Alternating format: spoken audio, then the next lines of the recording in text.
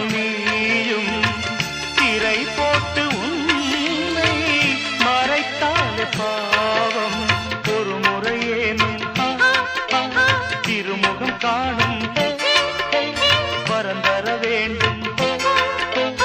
எனக்கு அது போதும். என்னை சேர